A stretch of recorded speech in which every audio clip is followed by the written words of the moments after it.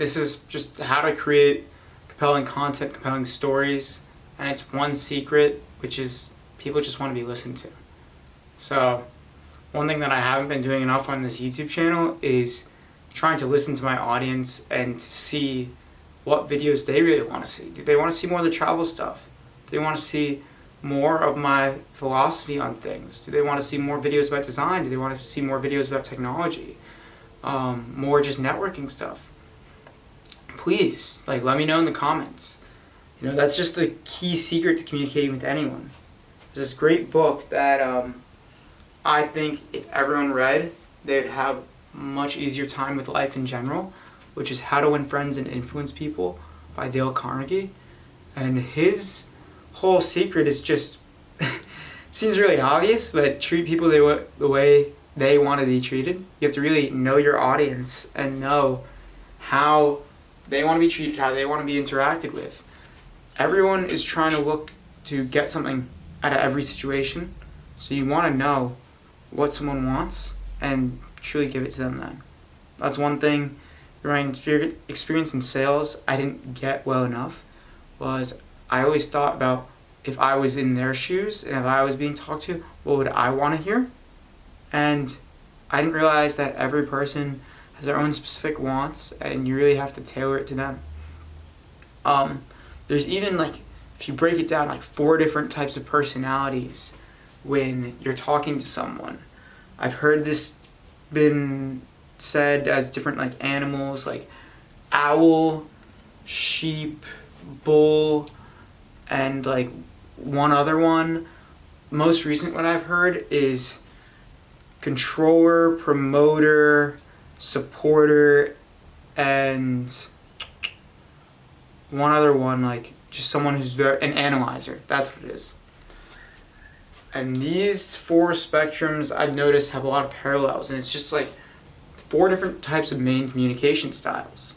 A lot of people break these down into Myers-Briggs, whatnot, and a lot of people say, oh, it isn't proven to be right. A lot of people say, oh, it's the only thing that exists. Then there's the Enneagrams and everything.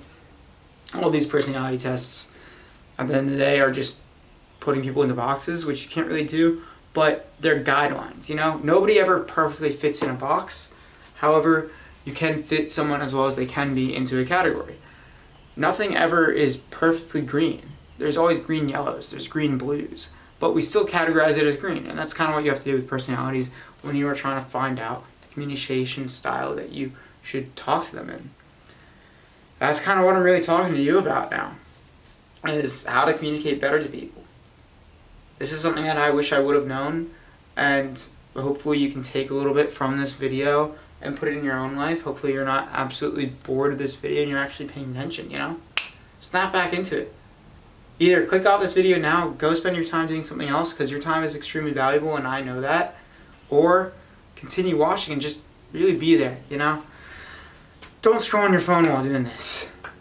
And that's the way I would like to be talked to on YouTube videos. I really like to sit down, take in all the information I can. I take notes on a lot of YouTube videos. I pause it, go into my notes app, type some notes, come back to the video.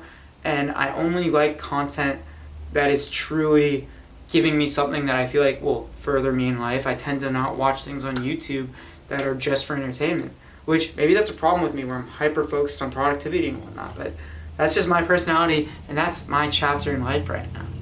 So if this helps you and you want to know more about philosophy, the way I view life, different ways of viewing life, and things that will just help you communicate better to the world, continue with this. I've noticed one thing I'm very good at is noticing when someone wants to control a scenario. So if someone is actively trying to be in control, I've noticed instead of challenging them, go with them. Let them control it and just be alright, and then see the flaws in their control. Because then they'll see, oh, you're recognizing what they're doing, and still let them go full at it. But that's more of a bullish type personality. Those are the controller type people, where they, not necessarily a bad thing, I myself am put in this controller category, but they like to know they have power over someone, and when you are accepting their power and kind of just aware of it, it gives them less power over you, and then you can respond to them in the way that they don't expect. You know, I find being very blunt, just saying yes, no. They're always like, okay, and like they recognize that you know what they're doing. You know, a lot of strong personalities do this, and I actually recently have a client who is a strong personality, and they did this to me, and I was just like, you know what, I'll go along with your game. I'll say yes, no, and we'll just go from there, because there's no point in me trying to push back against you. These bull personalities do not, like, they want you to push back to see how strong you are into not pushing back, you know? But also, they don't want you to be a sheep and just say whatever they want. You have to find that real fine line of you have your own strength and you know your own strength, and you still respect them, and there's still mutual respect between the two of you. Then you have kind of the analyzer sheep, or actually analyzer owl. And this is more someone who wants to know details of things. You always communicate with them, you give them all the details up front. If you're inviting them to a party, you'd say, yes, you can invite friends, it starts at this time, but most people will be showing up at this time. This is what you should bring, you can dress this way. They want to know all the details about an event. And they'll ask a lot of questions. One of my flatmates, he loves asking questions, and I encourage him to. A lot of times I'll just be very upfront with being like, hey, can you not ask questions right now? It's kind of egging me on a bit. And then he'll step back and it'll be good. And then I can retarget him and I'll say, ask that later. And I'll gladly answer his question. Then the next one is promoter. They love just meeting new people. I'm mostly promoter. I'm controlling promoter, where I love just being like, oh, there's this. They're very shiny object syndrome. And they love energy in a room, you know? They love energy and knowing cool things are happening. It's talk worthy, you know? That's part of the reason I travel so much. It's so talk worthy. And I'm just going to be honest, it's an egotistical thing for me.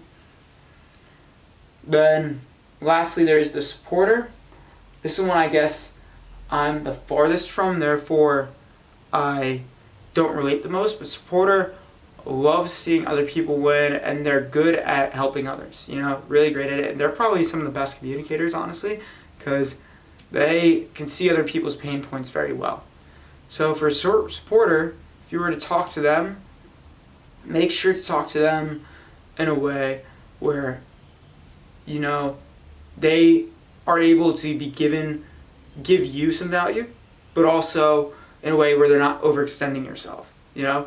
They honestly are drawn to things where they aren't necessarily needed, but they can still choose to come, and that's where they're happiest, where they choose. And they might be more people-pleasing, so make sure to really draw the line there for them.